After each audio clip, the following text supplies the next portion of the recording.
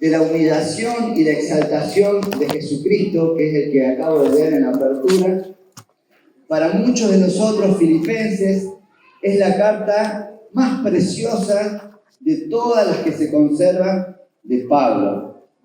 Amén. Y hoy vamos a seguir indagando acerca de la ingeniería del gozo, la segunda parte. Y como bien dice Barclay, Filipenses es la carta del gozo por excelencia. ¿A qué me refiero cuando hablo de la ingeniería del gozo? Vamos a ver cómo se construye, cómo se edifica el gozo y la alegría que habla la Biblia, no el gozo y la alegría que define la psicología. ¿Amén? Entonces, recordar un poco el trasfondo de la carta. Dijimos que los filipenses se caracterizaban por qué cosa? Por la generosidad, por su compromiso con la extensión del reino de los cielos. Eran los que financiaban los viajes misioneros de Pablo. Eran los que aportaban tiempo, entrega, oración, apoyo constante. Había comunión entre ellos, había amor. Entonces lo podemos ver como una especie de congregación modelo, por así decirlo. Y justamente Pablo escribe una carta de agradecimiento porque los filipenses pagaban el alquiler de la prisión domiciliaria de Pablo. Pablo estaba en Roma, había caído preso por predicar el Evangelio y estaba esperando el veredicto. Podía tener pena de muerte o podía seguir con vida. Los filipenses lo que hacían era aportar el dinero porque si bien tenía prisión domiciliaria, tenía que buscar una casa, pagar el alquiler y tener la comida. Entonces, los filipenses son los que se hacían cargo de las cuestiones financieras de Pablo. Y Pablo estaba preso en una casa con un guardia romano encadenado con una cadena de 2 metros las 24 horas del día, los 7 días de la semana durante 2 años. Por lo tanto, podemos inferir que Pablo habrá conocido aproximadamente unos 2.900 soldados romanos. Tenga en cuenta ese numerito. Yo te pedí el tupper. ¿Cuál tupper? ¿Todos trajeron el papelito que les pedimos por las redes sociales? Amén. Bien. Atentos porque todos tenemos que participar de esta enseñanza. Bien. Puntos importantes del domingo pasado. Habíamos leído acerca de que la buena obra, estando persuadidos, Filipenses 1:6 decía Pablo, de esto, que el que comenzó en vosotros, le dice a los filipenses, la buena obra, la perfeccionará hasta el día de Jesucristo. Cuando habla la palabra acerca de la buena obra, para poder entender esta expresión, este concepto tan profundo, tenemos que concebirlo, analizarlo en sus 3 dimensiones o en sus 3 niveles. Cuando habla de la buena obra, tenemos el nivel teológico, que es efectivamente cuando alguien recibe a Cristo en su corazón y lo declara fehacientemente como el Señor de su vida, se produce la regeneración, la transformación interna. ¿Amén? Eso es la buena obra. Pero también la buena obra, según lo que Pablo habla acerca de los filipenses, tiene que ver con un compromiso y una generosidad que son las expresiones externas de la buena obra interna que está aconteciendo en el corazón de alguien que conoce a Cristo y entrega por completo su vida. La buena obra también tiene que ver con una transformación que nos lleva de ser personas simples a personas que muestran a Cristo día a día en su trabajo, con su manera de expresarse, de afrontar los problemas y las situaciones. La buena obra se produce en alguien que ha declarado a Cristo como su Señor y Salvador. Dijimos que los filipenses eran personas caracterizadas por su generosidad, por ser socios activos de la extensión del Evangelio. Ellos se hacían cargo de Pablo, aportaban el dinero y Pablo iba abriendo distintas iglesias. De hecho, la iglesia en Filipo fue la primera iglesia levantada en un continente distinto a donde nace el cristianismo, que es en Europa. Los filipenses se caracterizaban por su entrega, de tal manera que Pablo los cataloga como socios activos, como copartícipes en la extensión del Evangelio, participantes. No eran personas que solamente estaban de acuerdo con las ideas de Jesús. No eran personas que simpatizaban con los valores cristianos, habíamos dicho, sino que habían abrazado de tal manera al cristianismo que con claridad Cristo era el Señor de sus vidas. ¿Por qué digo con claridad? Porque muchas veces creemos que Cristo es el Señor de nuestras vidas. Sin embargo, nuestras acciones son contrarias a lo que el Señor nos pide. Entonces habíamos hecho una distinción, ¿se acuerdan?, entre participantes y simpatizantes del Evangelio. Un simpatizante dijimos que es aquella persona que está de acuerdo con los valores del cristianismo, porque de hecho está a la vista que muchas naciones se forjaron con las bases bíblicas que les da el cristianismo.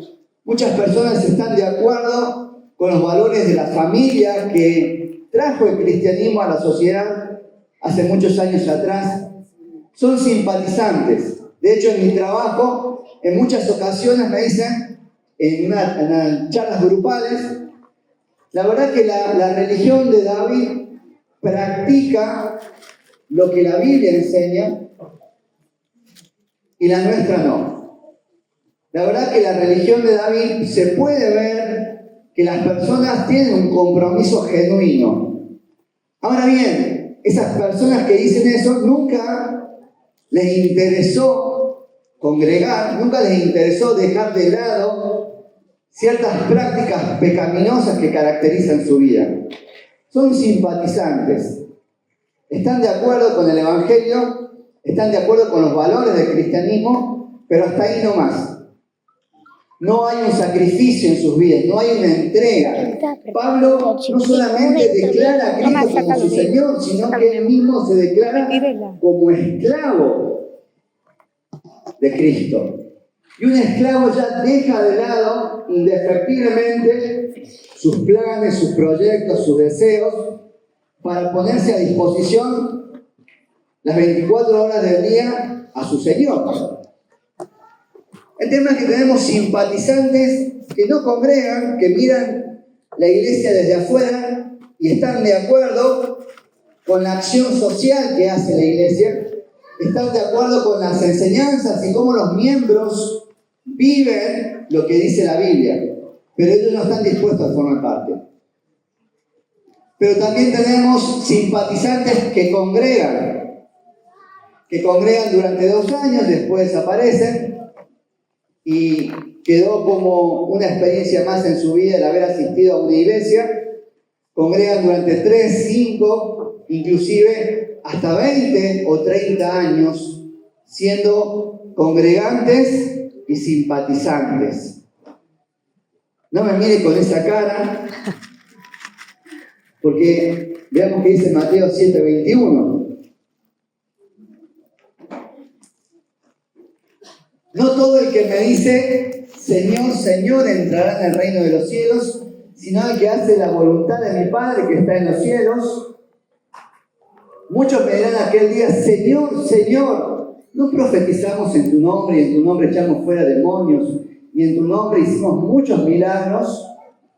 Y entonces le declararé, nunca os conocí, apartaos de mí, hacedores de maldad.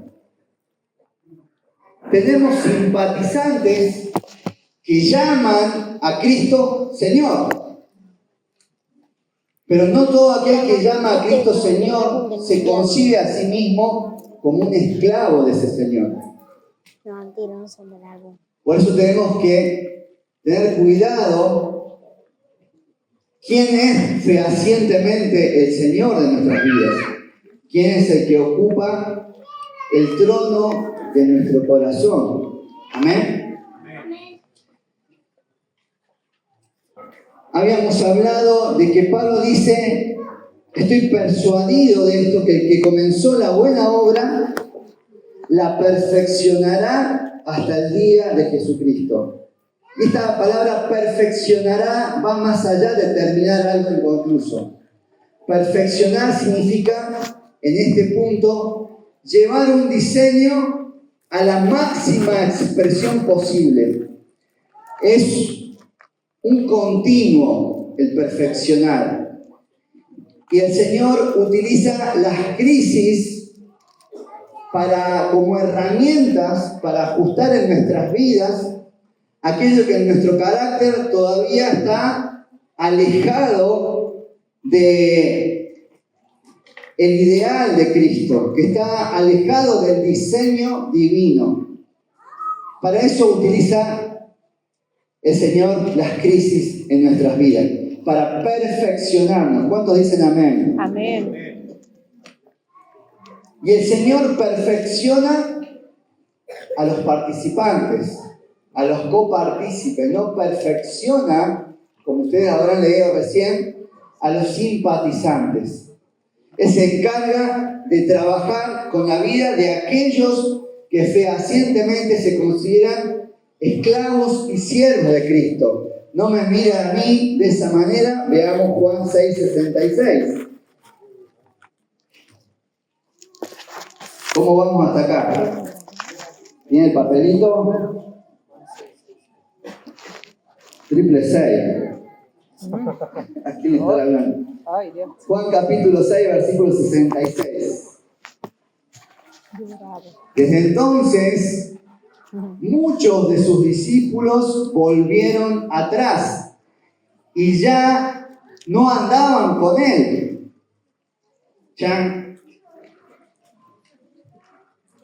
Entonces Jesús les preguntó a los 12 apóstoles, ¿también ustedes quieren irse?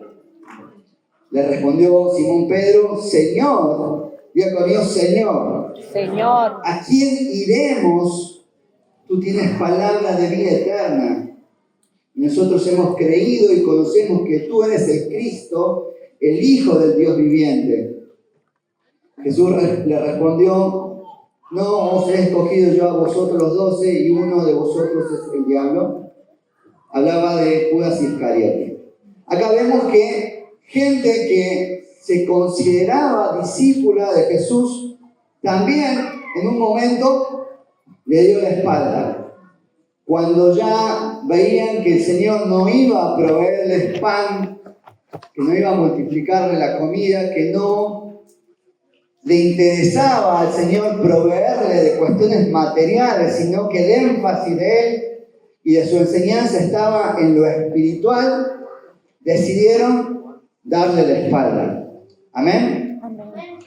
Entonces, el Señor no perfecciona simpatizantes. Decía el que está a tu lado, el Señor no perfecciona simpatizantes.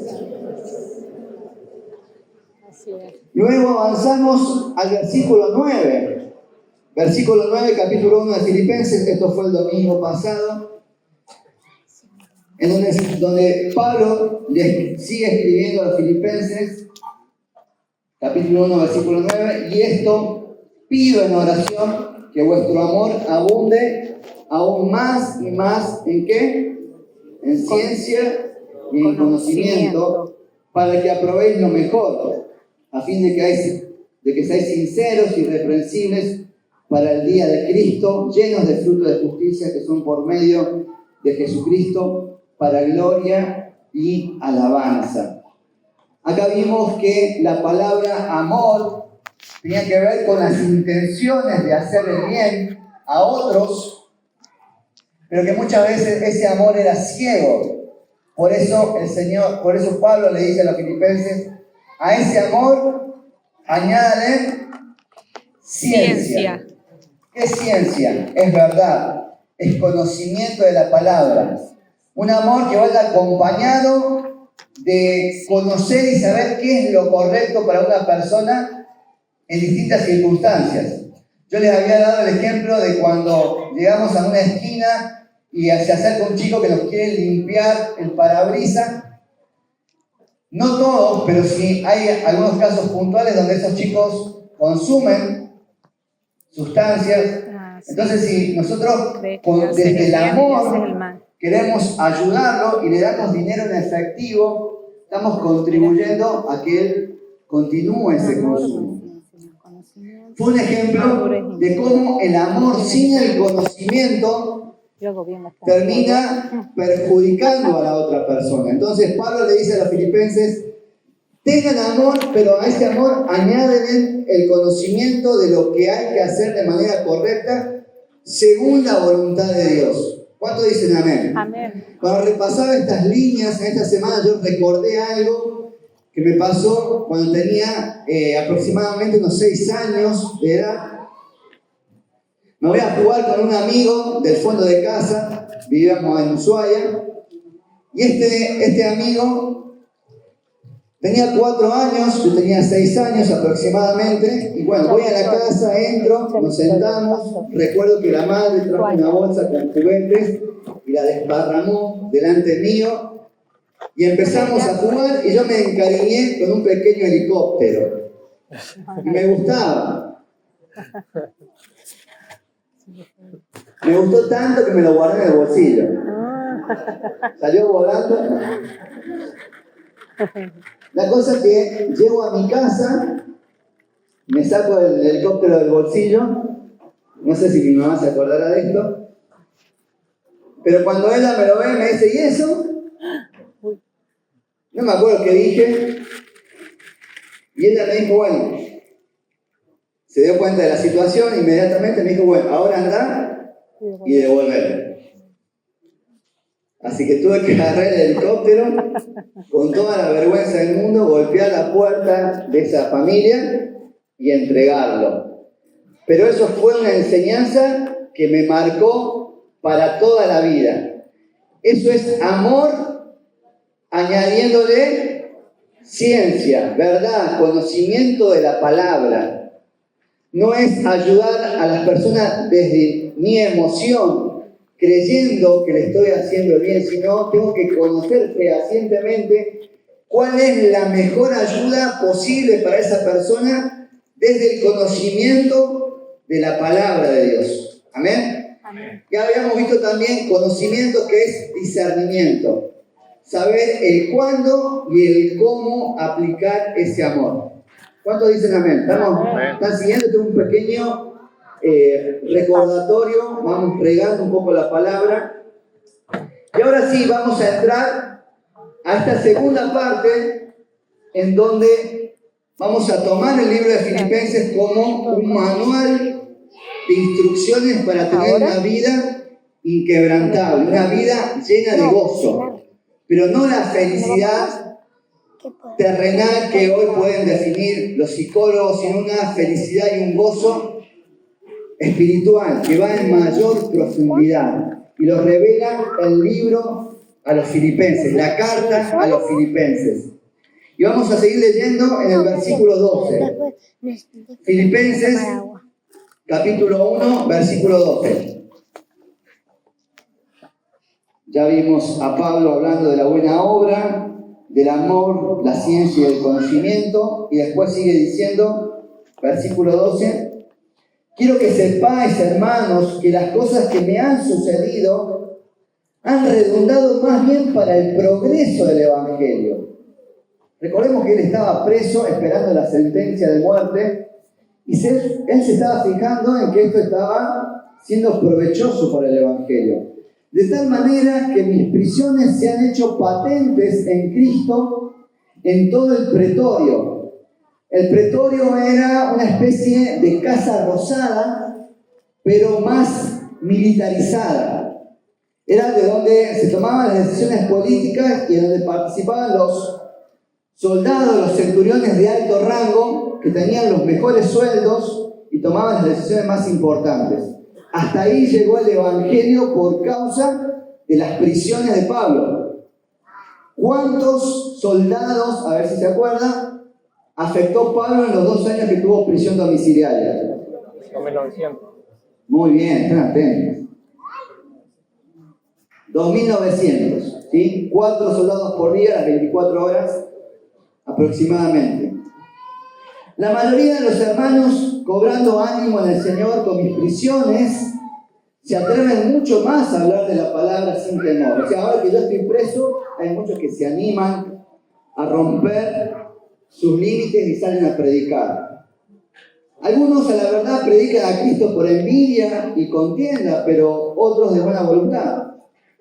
Los unos anuncian a Cristo por contención, no sinceramente, pensando en añadir aflicción a mis prisiones.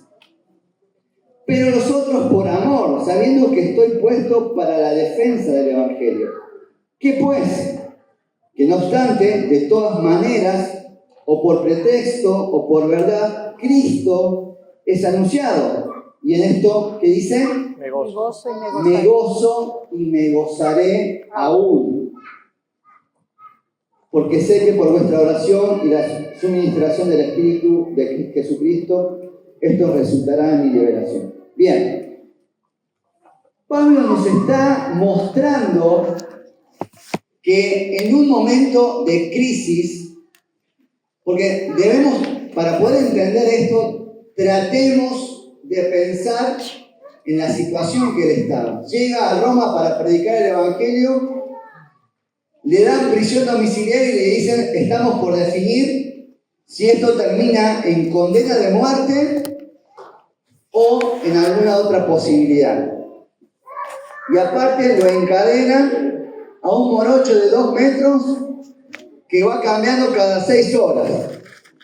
Imagínense tener que dormir con una cadena de 2 metros, ir al baño durante 2 años. Sin embargo, él lo que pudo observar es que esa situación crítica, difícil para él, estaba teniendo el fruto de la extensión del Evangelio. Ahora pregunto,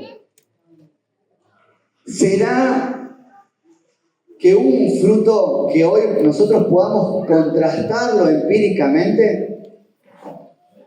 Lo maravilloso de esto es que el Estado romano estaba pagando un sueldo a soldados para poder tener una charla de consejería bíblica con el apóstol Pablo.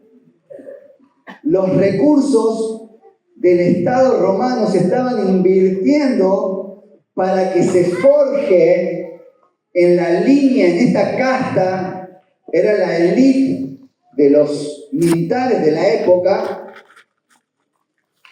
el cristianismo. Y lo que después decantaría en la aparición de la iglesia, ya la dejan de perseguir con Constantino en el 300 y aparecen soldados que ya eran cristianos. Entonces mi pregunta es, ¿será que se puede contrastar Filipenses 1 con datos certeros? Hoy lo podemos ver.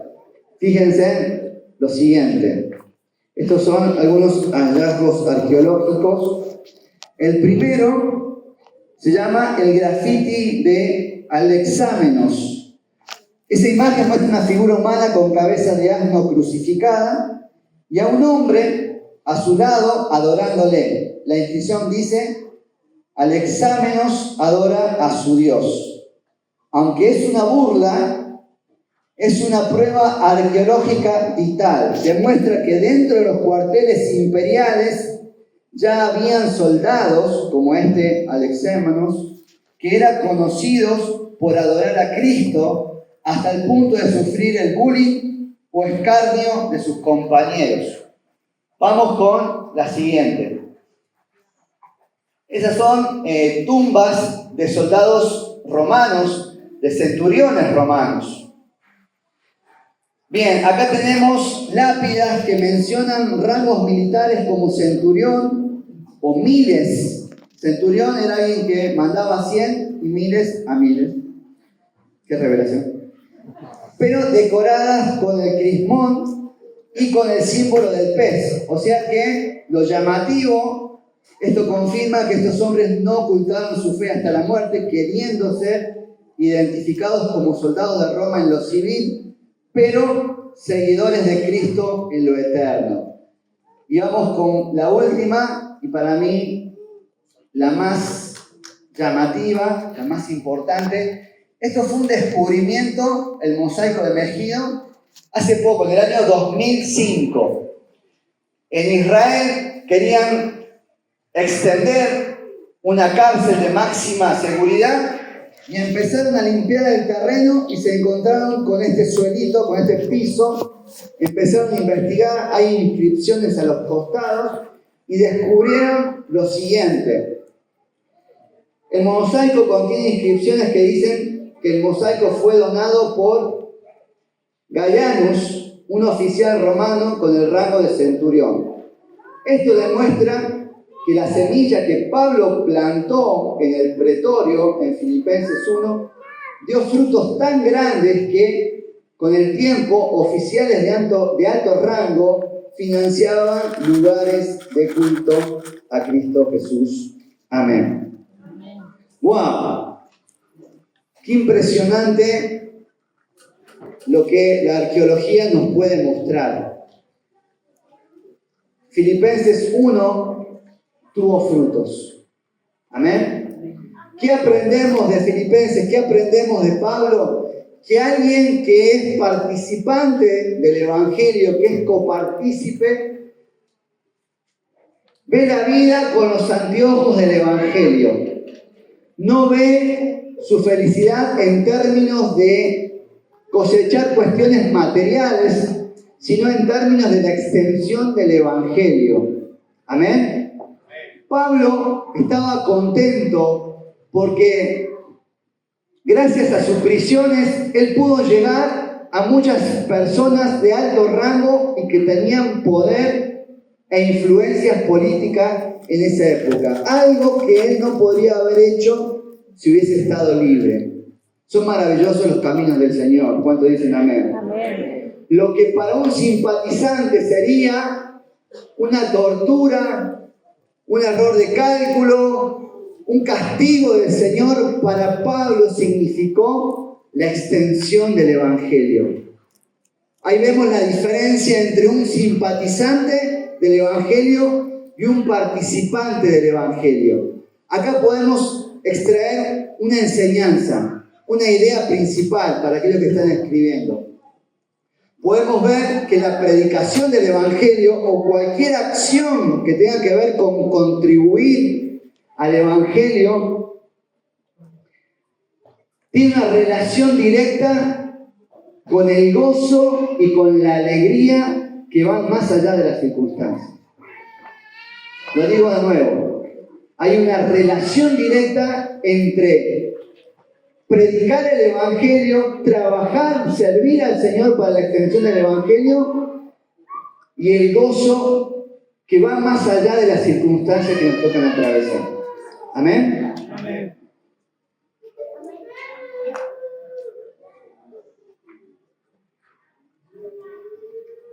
Porque, ¿qué es el gozo? ¿Qué es la alegría? La psicología define la alegría como una emoción agradable, una emoción positiva ante algún acontecimiento que para nosotros es positivo. Tengo alegría porque me anunciaron que me van a aumentar el sueldo. Tengo alegría porque ganó un equipo anoche y... Santo. Boca. Saltaron los simpatizantes. No, mentira. La psicología define la alegría como una emoción positiva que surge como consecuencia de un evento positivo que acontece a mi vida. Eso es la alegría para la psicología. Sin embargo, ¿qué dice el Señor con respecto a esto? La semana pasada también leíamos Juan 15 acerca de la vid verdadera. Leo algunos versículos. Yo soy la vid verdadera, Juan 15, versículo 1. Y mi Padre es el labrador. Todo pámpano que en mí no lleva fruto, lo quitará. Y todo aquel que lleva fruto, ¿qué dice? Lo limpiará. Limpiará acá es podar, es perfeccionar. Amén. Para que lleve más fruto. Y vosotros estáis limpios por la palabra que os he hablado. Permaneced en mí y yo en vosotros, como el pámpano no puede llevar fruto por sí mismo si no permanece en la vid, así tampoco vosotros si no permanecéis en mí. Yo soy la vid, vosotros los pámpanos.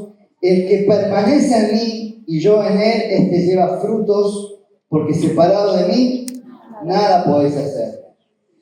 El que en mí no permanece será echado fuera como pámpano y se secará, y lo recogen y los echan en el fuego y arden.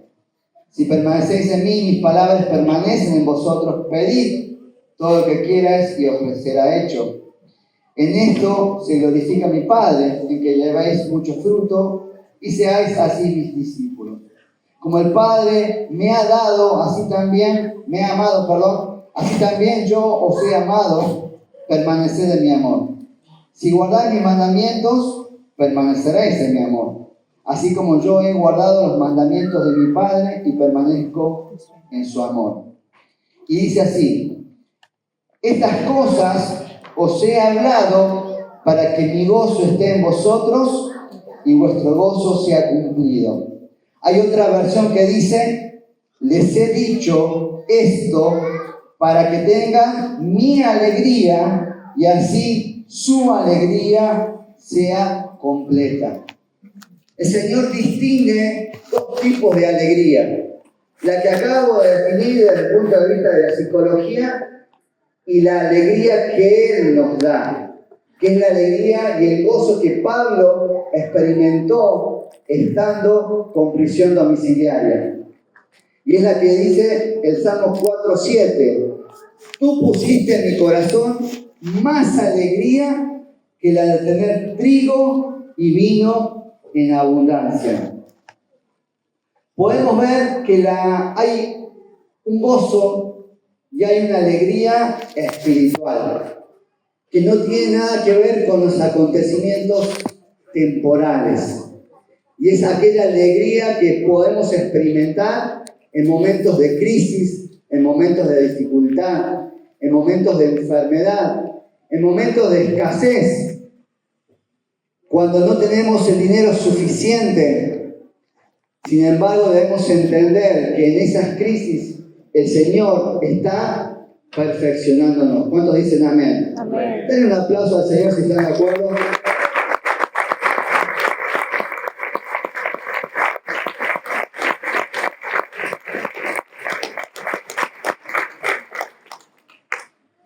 El Salmo 94:19. Cuando en mí la angustia iba en aumento, tu consuelo llenaba mi alma de alegría. El Salmo 30:11. Tú cambias mis lágrimas en danza, me quita la tristeza y me rodeas de alegría. ¡Wow! Uno más conocido: aunque la higuera no florezca, ni haya frutos en las vides, aunque falte la cosecha del olivo y los campos no produzcan alimento. Terrible recesión económica está describiendo el profeta Habacuc. Aunque en el redil no hayan ovejas ni ganado alguno, o sea, no haya nada para comer, aún así yo me regocijaré en el Señor, me alegraré en Dios, mi libertador. En estas situaciones, el que es participante del Evangelio recibe una alegría inexplicable, inefable. Pero aquel que es simpatizante se enoja con Dios, se enoja con los hermanos, se aparta, porque no entendió quién es el Señor Jesucristo. Amén. Amén. Hay otro versículo que me gustaría poder compartirles, que es justamente Mateo 5:11 al 12. Mateo 5:11 al 12 dice así: Bienaventurados sois cuando por mi causa os vituperen y os persigan y digan toda clase de mal contra vosotros mintiendo. Gozaos y alegraos, porque vuestro galardón es grande en los cielos, porque así persiguieron a los profetas que fueron antes de vosotros. ¿Será que es así? ¿Será que alguien se alegró por esto? Vamos a Hechos 5:40.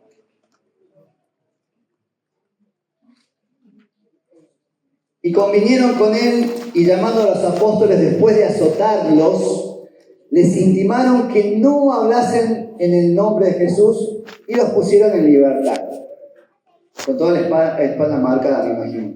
Y ellos salieron de la presencia del concilio gozosos de haber sido tenidos por dignos de padecer afrenta por causa del nombre del Señor Jesucristo. ¡Wow! A mí me pegaban 2 cintazos y lloraba una semana. A estos los con látigos como para que se callen, y sin embargo salieron felices, gozosos. Eso es un gozo y una alegría inefable que va más allá de las circunstancias. ¿Cuántos dicen amén? Amén. Seguimos avanzando. Hasta acá podemos ver lo que podríamos titular el gozo del prisionero, y cómo Pablo nos fue enseñando a poder adquirir un gozo personal, individual, que podríamos después transmitirlo a la congregación. Pero a partir del capítulo 2, yo le llamo el gozo comunitario, porque ya comienza a hablar de la importancia del gozo acá, en medio de la comunidad, en medio de la iglesia. Un gozo no es un gozo completo si solamente lo está experimentando uno. El gozo perfecto es el gozo que se experimenta en medio de la congregación. ¿Amén? Amén. Veamos qué es lo que dice la carta a los filipenses con respecto a esto. Vamos a leer el capítulo 2, versículo 1. ¿Cuándo me están siguiendo hasta acá? Levante su mano o su mate, como quieran. Ajá. Filipenses capítulo 2, versículo 1. Por tanto, si hay alguna consolación en Cristo, si algún consuelo de amor, si alguna comunión del Espíritu, si algún afecto entrañable, si alguna misericordia, completad mi gozo, perfeccionar mi gozo, dice Pablo. ¿De qué manera? Sintiendo lo mismo, teniendo el mismo amor, unánimes, sintiendo una misma cosa. Nada hagáis por contienda o vanagloria, antes bien con humildad, estimando cada uno a los demás como superiores a él mismo, no mirando cada uno por lo suyo propio, sino cada cual también por lo de otros. Y ahí siguen los versículos que leímos al inicio. Pablo comienza en el versículo 1 diciendo, por tanto, y dice, sí, hay alguna consolación en Cristo, sí, algún consuelo de amor, sí, alguna comunión del Espíritu, sí, algún afecto entrañable y misericordia. Estos sí que marca acá están lejos de ser algo dubitativo, que lo pone en tela de juicio. Todo lo contrario. En el griego original, la expresión que vemos acá de sí es una certeza absoluta. ¿Qué está queriendo decir Pablo entonces acá? Puesto que es un hecho que ustedes ya tienen consolación en Cristo, consuelo de amor, comunión del Espíritu, afecto entrañable. Eso ya lo tiene la iglesia en Filipos. Está describiendo una certeza. Yo ya sé que ustedes tienen esto. Entonces Pablo dice, completar mi gozo, perfeccionar mi gozo, y ahí le hace un pedido. Pero antes de avanzar, quiero que nos quedemos un ratito acá en el versículo 1. Pablo nos está enseñando que la base para el gozo y la alegría individual y corporativo tiene que ver con tener claro, tener incorporado en nuestro ADN cotidiano, punto 1, la consolación. ¿Qué es la consolación? Primero, alguien que experimentó a Cristo, alguien que conoció al Señor, y el Señor lo acompañó en momentos difíciles, esa persona ya está capacitada para brindar consolación. ¿Qué quiere decir la expresión consolación? Literalmente significa alguien que se coloca al lado para sostener. Alguien que se coloca al lado para sostener. ¿Queremos experimentar un gozo corporativo? Necesitamos que cada uno de nosotros pueda brindar consolación a su hermano. Todo lo podemos hacer. No es exclusividad del pastor. Esto es corporativo. Acá Pablo está sentando las bases para el gozo en medio de la congregación. Por eso se llama la ingeniería del gozo este mensaje. Entonces, consolación es estar literalmente al lado de alguien para sostenerlo. ¿Cuántos dicen amén? Amén. Luego dice consuelo de amor. Consuelo de amor literalmente tiene que ver con la figura de una persona hablando a un niño que tiene miedo. Consuelo de amor son palabras que son como un bálsamo para curar una herida. Eso significa consuelo de amor. Habíamos dicho el domingo pasado que los filipenses eran una congregación modelo, eran copartícipes del Evangelio, eran parte de esta gran tarea. Si ellos hubiesen fallado, ¿no?, la iglesia o la palabra de Dios es muy probable que no se hubiese extendido tan rápido en Europa, porque ellos fueron los que financiaban, pero financiaban porque había generosidad, expresaban desde su interior lo que el Señor provocaba en ellos.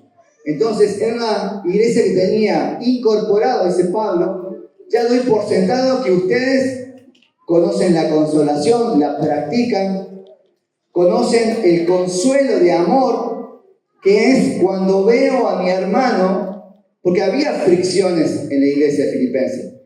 De hecho, si ustedes leen los últimos capítulos, Pablo manda al frente con nombre propio a 2 personas. ¿Sí? No voy a decir que son mujeres para no herir susceptibilidad, ¿no? Pero da nombre de 2 y dice, bueno, por favor, arréglense. O sea, era una congregación con amor, con generosidad, con entrega, con compromiso, buscando la excelencia, pero en el trajinar de buscar lo mejor para el Señor, surgen las rispideces.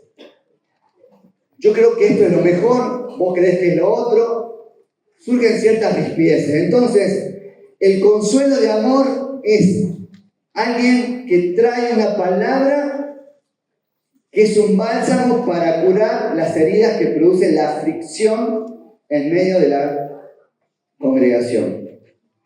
Eso es el consuelo de amor. ¿Cuántos me van siguiendo? Amén. Consolación, consuelo de amor, comunión.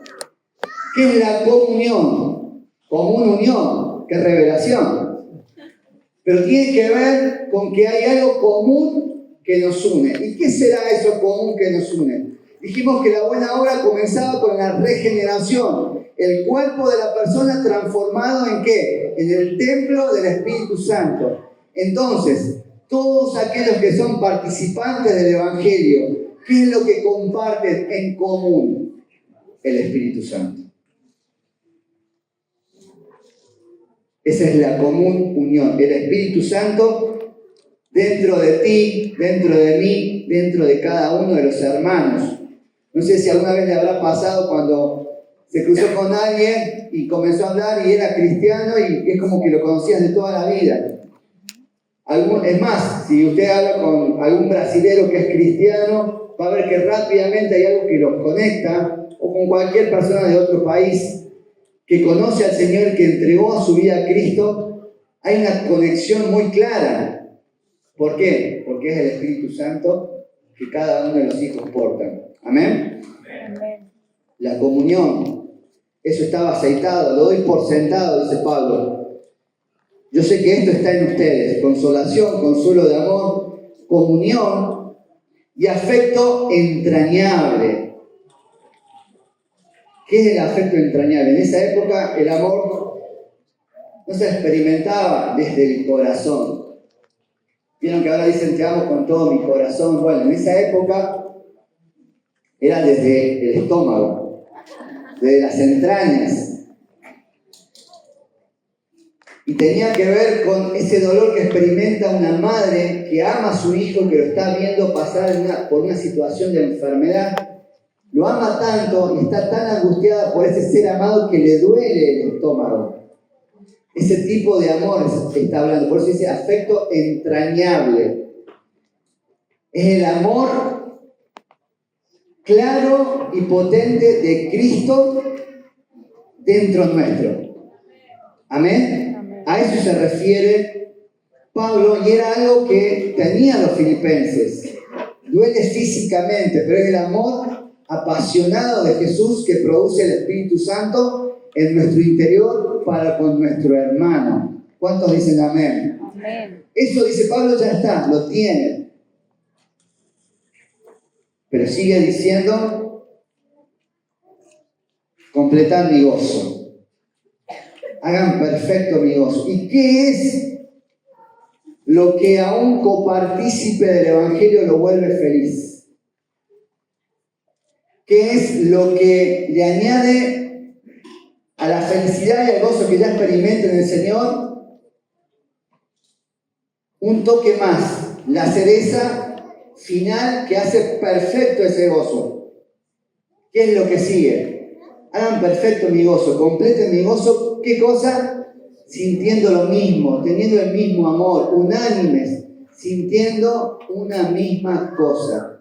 Aquel que es participante, aquel que es generoso con las necesidades de la congregación, aquel que entrega su tiempo, aquel que entrega su vida para la extensión del Evangelio, se pone feliz, se pone gozoso cuando observa la unidad de la iglesia. Un simpatizante tal vez, si su grupo de referencia está todo bien, no importa lo que pase con el resto, es un simpatizante. Alguien que es hijo, alguien que ama la iglesia de Jesucristo, alguien que es copartícipe, alguien que es participante. Su gozo es perfecto cuando puede disfrutar la unidad del cuerpo de Cristo. ¿Cuántos dicen amén? Amén. ¿Qué es lo que el diablo busca y quiere destruir recurrentemente? Y lo podemos ver a lo largo de toda la historia. Tratando de matar al bebé que nació de María, tratando de perseguir y matar a los primeros cristianos, y luego, cuando la iglesia sale a la luz con Constantino en el año 300, ahí la iglesia, algo pasa que deja de mostrar a Cristo con claridad. Eso es otro tema. Pero el enemigo busca destruir el cuerpo de Cristo en la tierra, el organismo vivo que es la iglesia, que está comprendida por los que son participantes del Evangelio. ¿Cuántos dicen amén? Amén. Por lo tanto, completar mi gozo a través de la unidad. Y ahí sí me gustaría ver la imagen de la rueda. Lo que vamos viendo hasta el momento es como una rueda ¿Sí? Nosotros vimos la buena obra que será perfeccionada, amor, ciencia y conocimiento, y ahora los cuatro impulsores que acabamos de ver, que es la consolación, la comunión. Cada uno de los cuatro impulsores, consolación, consuelo de amor, comunión y afecto entrañable, nos va permitiendo como una rueda.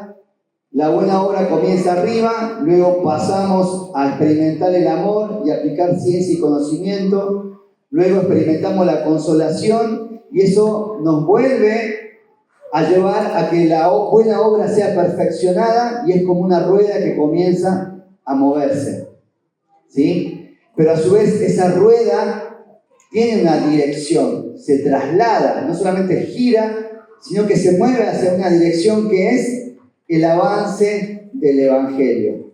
¿Amén? Amén. Entonces, esto lo quise traer para que lo vean, qué importante es cómo todo se va relacionando. Empezamos hablando de la buena obra que Él va a perfeccionar solamente en aquellos que son participantes. Eso nos va a llevar a experimentar amor, ciencia y conocimiento, y eso nos va a llevar a que se haga carne en nosotros los cuatro impulsores que acabamos de ver, y eso a su vez nos lleva a que seamos perfeccionados aún más y podamos experimentar un gozo y una alegría inefable a medida que la rueda avanza, el Evangelio extendiéndose. ¿Cuánto le dan un aplauso al Señor?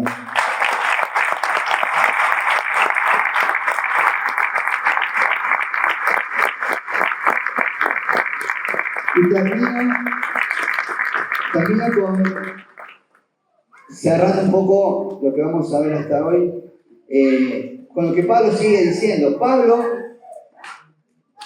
advierte dos trampas, dos contaminantes, pero a su vez le da los dos remedios a la iglesia de Filipo. Fíjense qué importante es lo que va a decir Pablo, porque no está hablando de una iglesia como en otros casos que la Biblia habla, tibia, fría, que ha dejado su primer amor. No, está hablando de una iglesia sólida. Sin embargo, Pablo sigue diciendo, retomemos de 2:2, Filipenses capítulo 2, versículo 2, completad mi gozo, sintiendo lo mismo, teniendo el mismo amor, unánimes, sintiendo una misma cosa, y dice, advirtiendo, cuidado, nada hagáis por contienda o por vanagloria, antes bien, con humildad, estimando cada uno de los demás como superiores a él mismo, no mirando cada uno por lo suyo propio, sino cada cual también por lo de los otros. ¿Cuáles son las dos trampas que Pablo advierte aquí? La trampa de la competencia y la trampa del aplauso vacío. Por eso dice vanagloria. Vano es vacío, gloria vacía. La trampa de la competencia, dice Pablo, que hay personas que producen división, que buscan hacer cosas para mostrarse, tanto dentro de una congregación como en una familia también. Esa es la trampa de la competencia. Lo que lo motiva a hacer lo que hace en la congregación es para que lo puedan ver, para que puedan decir, él lo hace mejor que el otro. Eso es la competencia que dice Pablo. Él dice, nada hagáis por contienda. Contienda habla de competencia. ¿Qué está diciendo Pablo? Si tu motivación es competir o mostrarte, es preferible que no lo hagas. Va a ser lo mejor para vos y para la congregación. No lo hagas. Si vos estás ayudando, estás sirviendo en la congregación, pero tu ánimo es que la gente te vea, mejor no lo hagas. Y habla de la vanagloria, de una gloria vacía, de la búsqueda de aplausos. Está hablando de que el motor para que hagas lo que estás haciendo sea el elogio. Entonces, qué bien que lo hiciste, qué bueno que sos, te aplaudo, qué buen cristiano que sos, y se vuelven dependientes del elogio. ¿Cuál es el problema para una familia, una relación, una iglesia basada en la vanagloria? Se rompe ante la mínima crítica. Entonces, ¿a quién puedo tomar el ejemplo que no se me enoje a mí? ¿Ese puede ser vos? Por ejemplo, si Ezequiel está acostumbrado a que le digan, qué bien que tocas la guitarra, qué entrega, la verdad que me estás inspirando. Si él hubiese hipotéticamente en su corazón esa vanagloria, el día que le digan, la verdad que le arrastre una nota, chao. Imagínense una iglesia con esa perspectiva. Se rompe inmediatamente. Y fíjense, a mí me encantó descubrir esto en Filipenses 1:12, que muchas veces nos preocupamos por las críticas, porque nos están comiendo el cuerpo, porque... Fíjense lo que dice Pablo, Filipenses capítulo 1, versículo 12. Quiero que sepáis, hermanos, que las cosas que me han sucedido han redundado más bien para el progreso del Evangelio, de tal manera que mis prisiones se han hecho patentes en Cristo en todo el pretorio y a todos los demás, a los otros líderes que están dentro del pretorio. Y la mayoría de los hermanos, cobrando ánimo en el Señor, con mis prisiones se atreven mucho más a hablar de la palabra sin temor. Algunos a la verdad predican a Cristo por envidia y contienda, pero otros de buena voluntad. Los unos anuncian a Cristo por contención, no sinceramente, y fíjense lo que dice acá, pensando añadir aflicción a mis prisiones.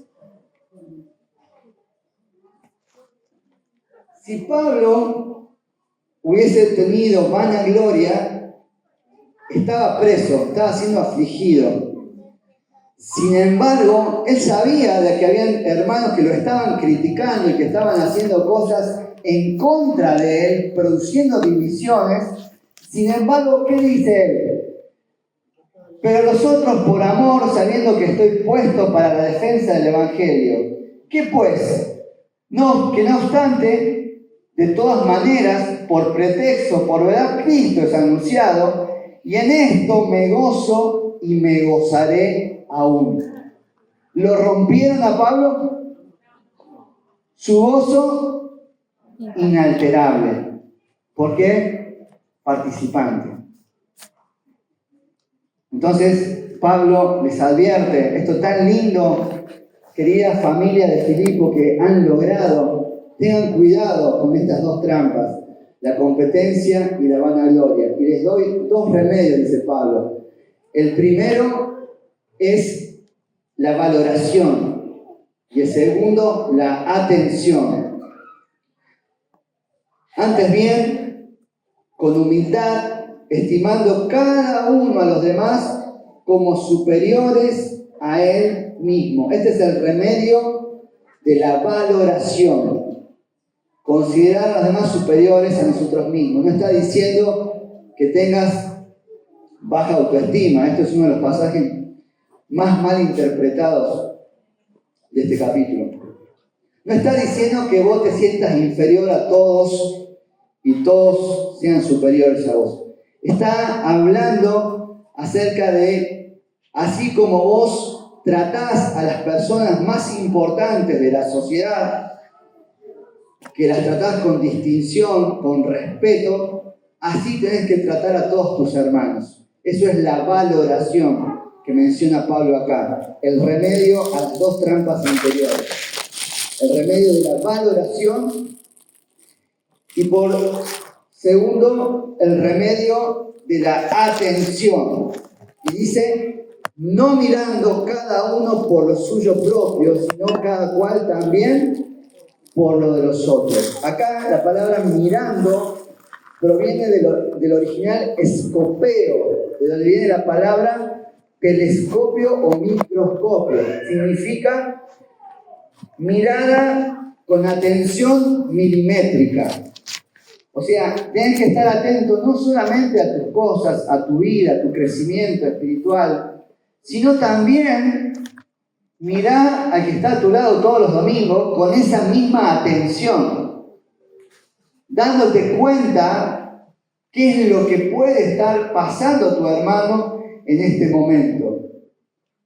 No te descuides de tu crecimiento espiritual, no te descuides de tu labor diaria. Mirala milimétricamente, con mucha atención, pero también con esa misma atención mirá para el costado. No te mires solamente el pupo, mirá el que está a tu lado. Presta atención, ¿qué el Espíritu Santo te está diciendo que tu hermano está pasando en este momento?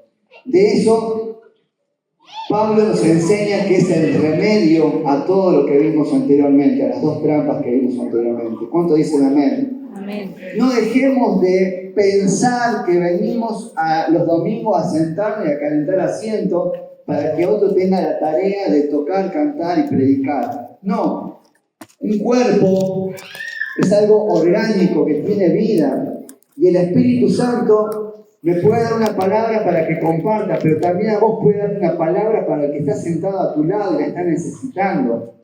Por eso Pablo enseña a los filipenses que presten atención, porque en otra palabra también Pablo dice, cuidado que no hay una raíz de amargura que hoy vos podés detectarla y traer un bálsamo a ese hermano, porque si no eso se termina contaminando. ¿Cuántos dicen amén? Amén.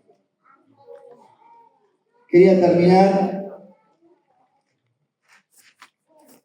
con dos palabras que cierran esto. Usted me puede decir, bueno, vos me pedís que preste atención, que me haga cargo, que sea generoso, que dé, que esté atento, pero no sabés cuál es mi situación, no sabés los problemas por los cuales estoy atravesando. Pero la palabra de Dios nos lleva a Proverbios 11:25, no lo tengo acá, supongo ver. El alma generosa será prosperada, y el que saciare, él también será saciado. Vamos a Lucas 6:38. Dad y se os dará, medida buena, apretada, remecida y rebosada. Darán en vuestro regazo, porque con la misma medida con la que medís, os volverán a medir. Vamos al siguiente, 2 Corintios 9:6. Pero esto digo, el que siembra escasamente, también segará escasamente, y el que siembra generosamente, generosamente también segará. ¿Cuántos dicen amén a esta palabra? Y quería terminar y cerrar, y prepárense con los papelitos, con dos personas que estudiaron este tema, uno judío, el otro cristiano. Rimla es judío, es una persona que ya falleció, se ha dedicado, fue un psicólogo estadounidense que fue el Messi, por así decirlo, del autismo. Él descubrió cosas que hoy son troncales para el autismo, lo descubre Bernard Rimland, que él, en esta ocasión yo les traigo un estudio que realizó. Él buscó a varias personas en una investigación y le pidió, escuche bien, a cada persona que haga un listado de amigos, de parientes. 10 nombres de amigos, de parientes que conozcan fehacientemente. Entonces las personas escribieron los 10 nombres, seguramente que alguna mujer puso el nombre de su esposo, de sus hijos, vecinos, todo, 10. Ahora le dijeron, pongan al costado del nombre si esa persona es feliz o no es feliz. Si es feliz o no es feliz.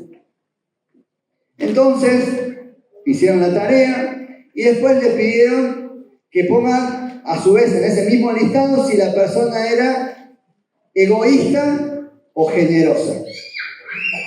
Y aquí surge lo que se denomina la paradoja altruista. Coincidió que aquellos que eran felices también eran generosos. ¿Qué es lo que escribe este científico? La paradoja del altruismo: todos los que fueron catalogados como felices también fueron designados como generosos. Aquellos cuyas actividades tienen el propósito de provocar su propia felicidad tienen mucho menos probabilidad de ser felices que aquellos cuyos esfuerzos están dedicados a hacer felices a los demás. Esta es la conclusión asombrosa a la que llegó este investigador. Hagan con los demás como quieren que ellos hagan con ustedes, llegando a la conclusión de las palabras, obviamente, de Jesucristo. Y el segundo, Arthur Brooks, él dice lo siguiente: nuestro cerebro en realidad está programado para servir a los demás. Este es un profe de Harvard, muy destacado hasta el día de hoy, lo puede googlear si quieren. Cuando ofrendamos dinero y servicio a los demás, el cerebro libera varias hormonas del estrés que elevan nuestro buen humor y nos hacen sentir felices. Servir y ayudar a los demás nos hacen más felices, saludables, prósperos y por ello enormemente bendecidos y más exitosos en los que no dan. Jesús dijo: hay más bendición en dar que en recibir. Y el dar no solamente es correcto, sino que es de sabio. Cuando damos, ganamos todos menos Satanás. Dios es feliz, quienes reciben nuestros regalos son felices y nosotros somos felices. ¿Cuántos dicen amén? Amén.